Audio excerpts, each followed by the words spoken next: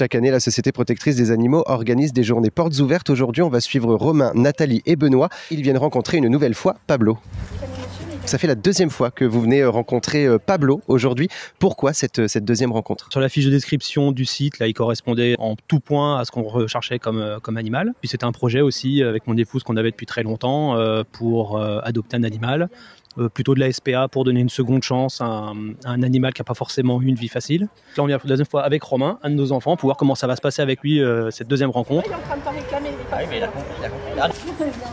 Pablo est en train de rencontrer sa potentielle famille, ses potentiels adoptants. Pourquoi les faire rencontrer dans un parc? Alors on les fait rencontrer dans un parc pour commencer, pour être sûr que le chien accepte les personnes. Et aussi que les personnes se rendent compte de la taille du chien, de la puissance du chien, des petites choses qui auraient à travailler. L'animal reste votre priorité de toute façon dans les adoptions? Tout à fait, c'est l'animal notre priorité et c'est aussi le confort de la famille. On ne va pas placer un chien où les gens ne sont pas à l'aise, où l'animal n'est pas à l'aise non plus, parce que ça, il y a des grandes chances que ça ne se passe pas très bien chez eux et qu'ils reviennent. Au final, c'est un échec pour tout le monde, pour nous, pour le chien et pour la famille.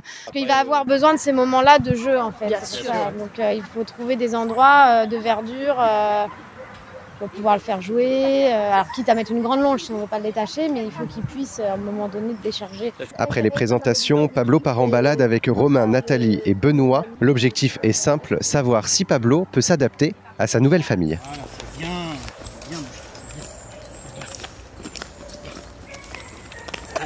Romain, on vous a quitté tout à l'heure avec Pablo. Finalement, là, vous êtes avec une autre chienne. Est-ce que c'est finalement elle que vous allez choisir et pourquoi? A priori, oui. En fait, on avait eu quelques problèmes avec Pablo parce que bon, c'est un grand chien, il est gentil, il est calme, mais il a l'air quand même puissant. On s'est dit, bon voilà, c'est peut-être, on va peut-être partir sur un chien d'un plus petit calibre. Donc là, en fait, c'est à peu près le même, c'est le même croisement, mais en version plus petite. Et surtout, elle est très très calme, très très gentille, tire pas du tout sur la laisse. Pour repartir avec Pocket, Nathalie et Benoît doivent signer et fournir quelques documents et payer les frais d'adoption. Ce soir, Pocket aura une nouvelle famille. On va partir avec Pocket en espérant qu'elle s'adapte à la maison, et à notre présence, mais aussi à nos absences, etc. Oui, un grand plaisir, franchement un grand plaisir.